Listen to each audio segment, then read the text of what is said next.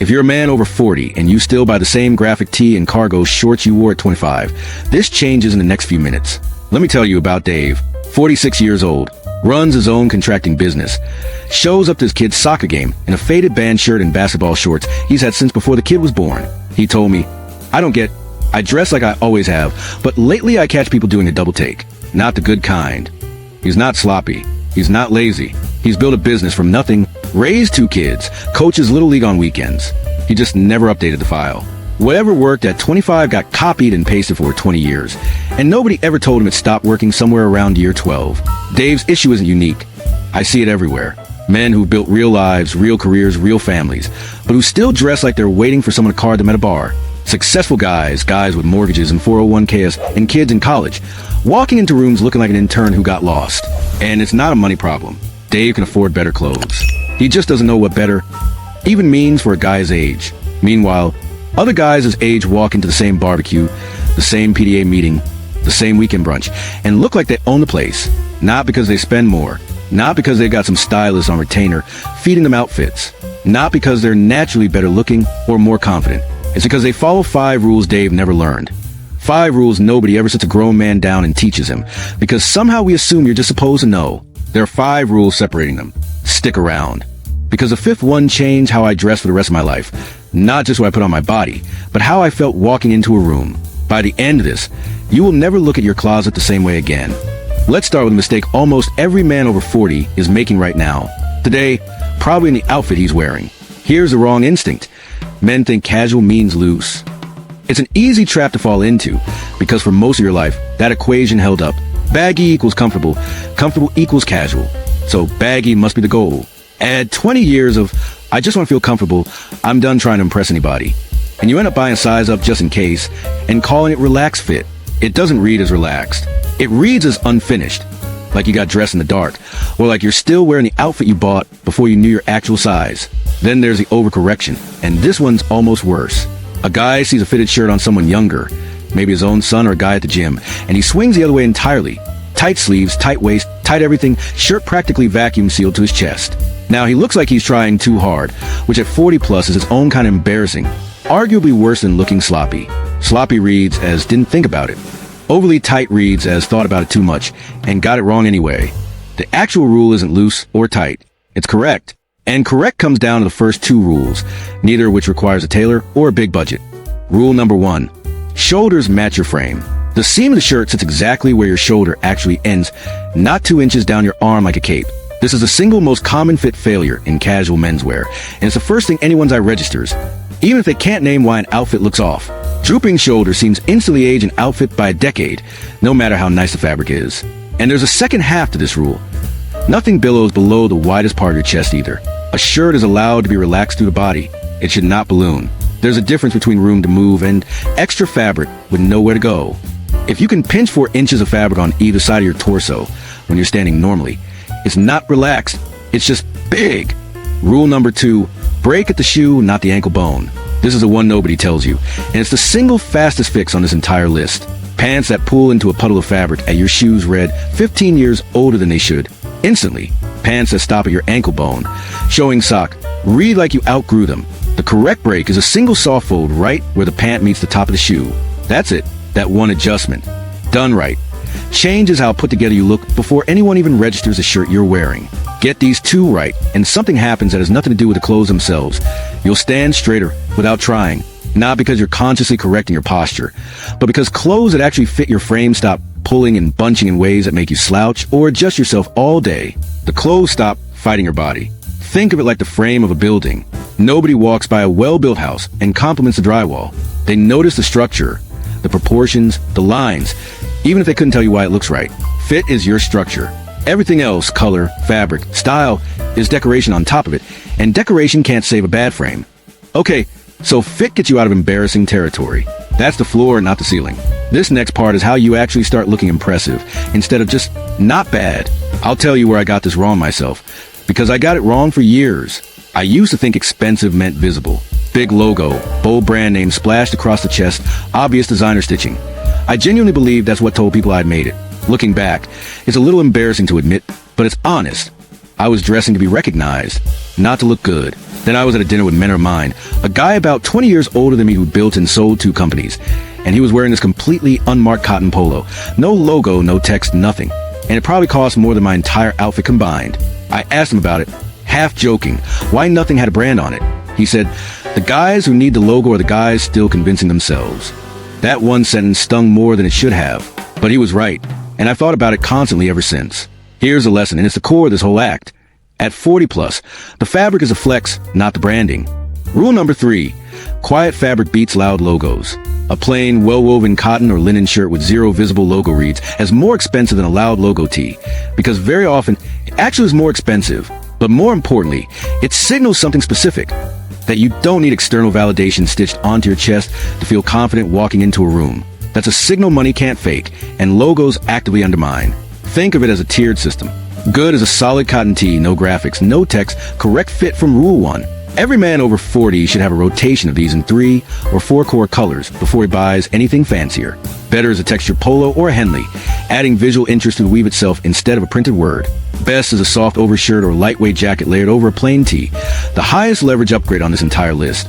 Because layering alone signals you thought about the outfit as a system, not just grab the first shirt in the drawer. Rule number 4, when in doubt, go 1 shade darker.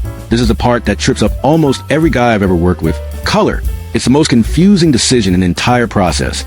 So here's the simple version. Whatever shade you're reaching for, go 1 shade darker than your instinct. Navy over light blue, olive over khaki, charcoal over gray. It's a small shift, but darker consistently reads as deliberate, like you chose it, while lighter, brighter, more washed out tones tend to read as accidental, like whatever happened to be clean that morning. Get these 2 wrong.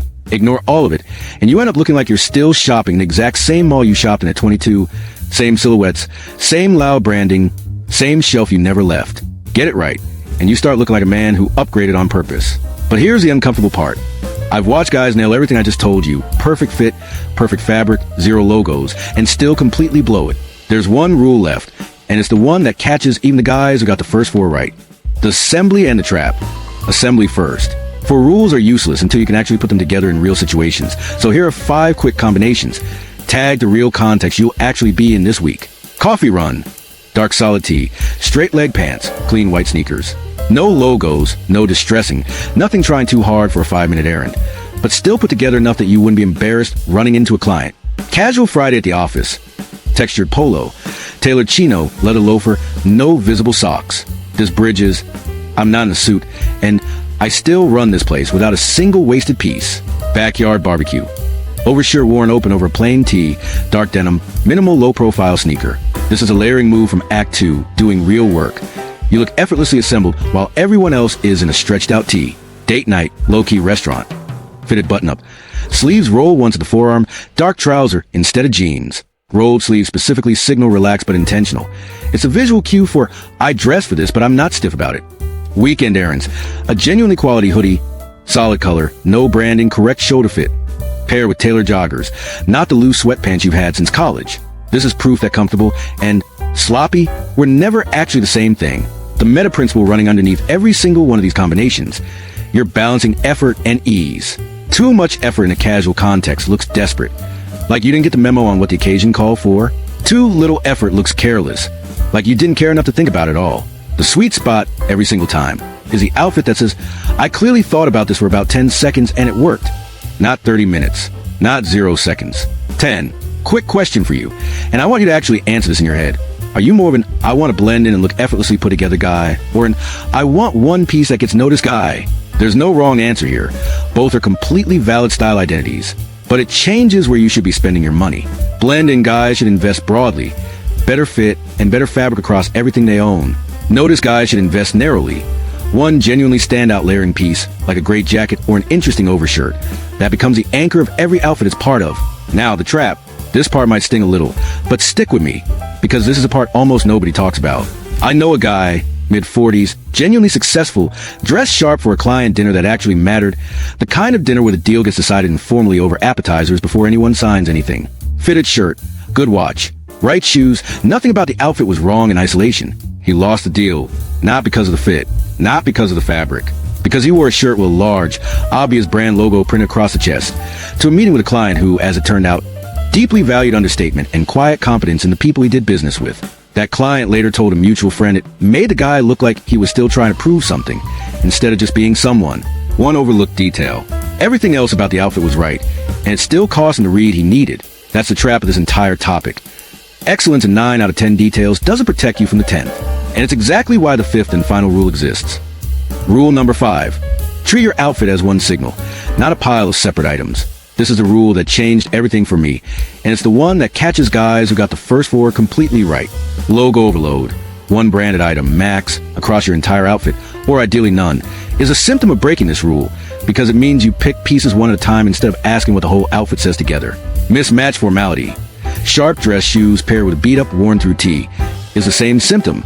Your top half and bottom half having 2 different conversations because nobody asked them to agree first. So it's breaking the all-or-nothing guideline. Splitting the difference right down the middle between fully casual and fully elevated with nothing bridging the two. It doesn't read as balanced.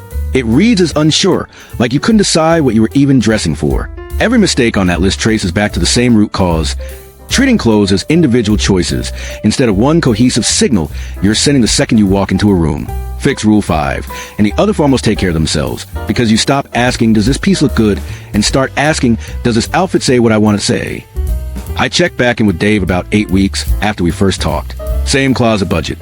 Roughly the same amount of money he has spent anyway on new clothes over that stretch. He just spent it differently, following exactly what we covered here. In his own words, I didn't buy a new personality, I just stopped dressing like I was still deciding who I was. Same guy, same job, same life.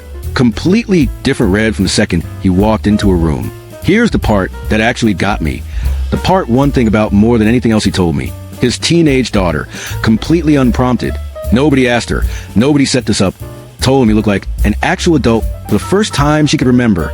Not a stylist telling him that. Not me telling him that, because obviously I'm biased. I'm the guy who gave him the advice. His own kid, noticing something and saying it out loud without anyone asking her to. And that's really the whole point underneath all of it. This was never actually about the clothes. It was about removing the barrier between you and something you already earned. The respect, the read, the way a room treats you, that your age and your career and your life should already be given you without a fight. The internal payoff comes first, and it's the bigger one, even if it's less visible. You stop thinking about your clothes the second you leave the house, because you already know they're not sending the wrong signal.